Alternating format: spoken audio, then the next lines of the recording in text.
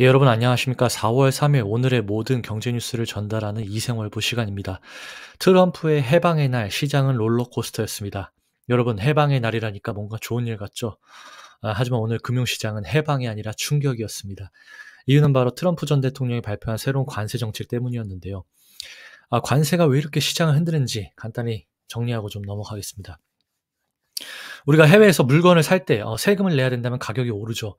마찬가지로 미국이 외국에서 들어오는 제품을 높은 관세를 매기면 미국 소비자들도 더 비싼 가격으로 물건을 사야 됩니다. 당연히 기업들의 비용 부담도 커지고요. 결국 시장은 이에 따라 출렁이게 되는 겁니다. 처음에 오늘 어젯밤에 저도 주식시장을 봤는데요. 시장이 막 오르길래 '무슨 뉴스가 나오나 보다.' 라고 봤는데 TV에서 트럼프가 10 관세를 매기겠다 뭐 이런 얘기가 나와서 10% 예상보다 낮은데?' 이러면서 이제 시장은 일단 환호를 했습니다. 그런데 트럼프가 연설 중 발표된 첫 번째 핵심은 기본 관세율이 10%고 장난칩니까? 기본 관세율이 10%고 원래 시장은 20% 정도를 예상하고 있었거든요. 근데 갑자기 10%라고 하니까 생각보다 덜하네. 이런 반응이 나왔었습니다. 그런데 바로 안도렐리가 그러면서 이제 나오기 시작했습니다. 예상보다 충격이 덜할 때 주가가 오르는 현상이죠. 이런 부분이 이제 펼쳐지면서 미국 달러, 그러니까 세상에서 제일 많이 쓰이는 돈이 가치가 하락이 되고 S&P 500 지수가 막 상승을 하고 미국 채권 금리가 막 상승을 하고 이렇게 시장이 생각보다 괜찮네 하고 기뻐한 거죠. 하지만 이 기쁨은 오래가지 않았습니다. 잠깐 나라별로 다르다고? Wait? 요새 유행하는 잠깐 나라별로 다르다고 하면서 시장이 다시 급락을 하기 시작했습니다. 알고 보니까 단순히 10%가 아니라 국가별로 다 다르게 적용되는 세율이었습니다. 이걸 확인한 시장은 다시 패닉. 우리가 너무 일찍 좋아했나? 예, 대표적으로 이런 식이었습니다. 중국 34%, 베트남 46%, 한국 25%. 좀 괜찮죠? 중국이랑 베트남 앞에 있으니까. 일본 24%, 캄보디아 49%. 이 베트남이 46%가 되는 게 캄보디아도 좀 불쌍하지만 일단은 베트남이 주요국이다 보니까 베트남이 46%가 된다는 점이 눈에 띄었습니다. 이게 왜 중요하냐면 최근 몇 년 동안 기업들의 중국 관세를 피하려고 베트남으로 공장을 옮기는 경우가 많았습니다. 하지만 트럼프는 no, 그거 안 통해. 베트남도 때릴 거야 라고 이제 선언을 한 거죠. 여기서 가장 타격이 클 기업의 하나가 바로 어딜까요? 삼성입니다. 삼성 스마트폰의 절반이 베트남 하노이 공장에서 만들어지거든요. 근데 미국 수출이 어려워진다? 정말 머리 아픈 상황이죠. 트럼프의 큰 그림은 관세로 돈 벌고 감세까지 한번 해보자.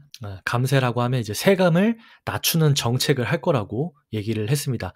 트럼프는 이 관세를 통해서 돈을 벌어가지고 미국 사람들한테 돌려주겠다. 그래가지고 그 영상 보면 미국 분들 올라오셔가지고 빨간 모자 쓰시고 마가 모자 딱 Make America Great Again 마가 모자 딱 쓰고 그런 분들이 이렇게 막 올라와가지고 트럼프 지금까지보다 가장 좋은 대통령이었다.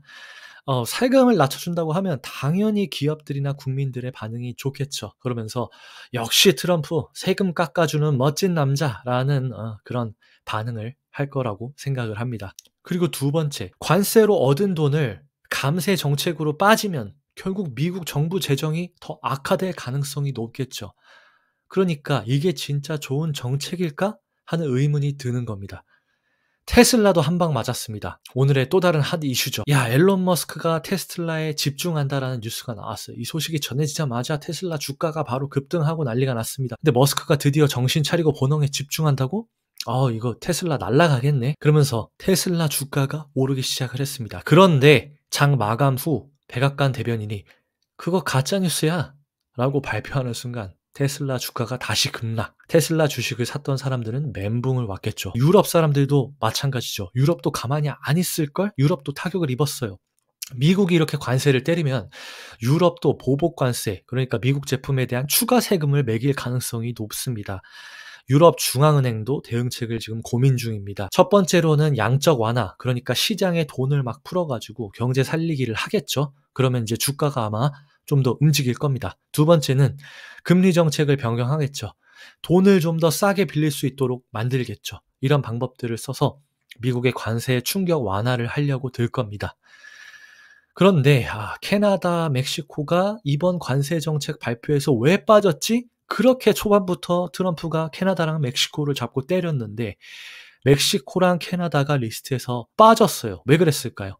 바로 개별 협상 중이기 때문이죠. 근데 생각해보면 이상합니다. 아니, 다른 나라들은 일방적으로 때리면서 캐나다, 멕시코는 협상? 그럼 다른 나라들도 협상할 기회를 주는 게 맞지 않나? 결국 트럼프가 캐나다, 멕시코에는 정치적 이유로 관세를 유예하고 있는 것이 아닌가 하는 생각이 듭니다. 앞으로가 더 문제다. 예, 이게 가장 큰 문제는 다른 나라들이 가만히 있을까입니다. 유럽, 중국, 한국, 일본 주요 국가들이 보복 관세를 당연히 준비를 하겠죠. 예. 기업들도 미국 시장에 어떻게 대응할 것인가. 야, 지금 빨리 우리 경영진들 좀 모아봐. 아마 난리가 났을 겁니다. 그리고 글로벌 금융시장이 또 어떻게 출렁일지, 트럼프의 해방의 날이 정말 미국 경제를 위한 해방이 될지 아니면 세계 경제를 흔드는 폭탄이 될지는 앞으로도 지켜봐야 할 것 같습니다. 다음은 부동산 소식입니다. 어제부터 강남 역삼동 자이더 캐러 141 아파트 관련해가지고 분양권 줍줍이 아니라 로또 청약으로 나온다는 부분, 한국부동산원 공식 채널을 통해 확인할 수 있다는 부분 알려드렸습니다. 그리고 두 번째는 양주 제일풍경채 위너스카이 4월 4일부터 분양을 시작해서 특별공급 진행한다는 거, 그 다음에 신혼부부 생애 최초 특별공급 새로운 가점 제도가 우선 고려될 가능성이 있다는 부분 알려드렸습니다. 세 번째로는 SI 팰리스 올림픽공원, 이건 나홀로 아파트입니다. 절대 가격이 그렇게 좋은 가격은 아닙니다. 그렇지만 한번 이쪽에서 사시는 거, 그리고 워낙 위치가 좋으니까 이쪽에 고민하시는 분들도 다시 한번 보시라고 제가 정리를 드렸습니다. 오늘 비트코인 시장을 뜨겁게 달군 급락과 그리고 트럼프 관세 정책이 어떻게 악재로 작용했는지 한번 이야기를 해보겠습니다. 자, 어제 비트코인이 무려 88,500달러, 1억 2천만 원까지 치솟으면서 와, 드디어 상승량 오는 거 아니냐? 가자, 달나라 가자! 이러고 기대감이 가득했죠. 하지만 기쁨도 잠시 뚝 하고 떨어졌습니다. 이걸 보고 저는 이런 말이 생각났습니다. 놀이공원에서 롤러코스터 타기 전에 다들 신나지만 막상 급 하강 구간에서는 내가 이거 왜 탔을까 하고 소리를 지르죠. 비트코인 시장도 똑같습니다. 오를 때는 환호하지만 내릴 때는 멘붕이죠. 제가 당장 어제 뉴스 이야기를 할 때도 주식 롤러코스터와 같습니다. 여러분 조심하십시오. 계란을 나눠서 담으십시오. 여러 가지로 분산 투자를 하십시오. 라고 이야기를 드렸는데 이렇게 정말 바로 하루 만에 이런 일이 벌어질지는 몰랐습니다. 그렇다면 왜 이렇게 급락을 한 걸까요? 비트코인의 급락의 원인은 트럼프의 관세 폭탄, 당연히 핵심의 중심이었죠. 관세를, 그러니까 수입품에 붙는 세금을 엄청 높여버리면서 글로벌 경제에 충격을 줬습니다. 특히 무려 한국에는 25%의 관세가 붙었는데요. 이게 무슨 뜻이냐면 예를 들어 10만 원짜리 물건을 미국에 수출하려면 추가로 2만 5천 원을 내야 된다는 겁니다.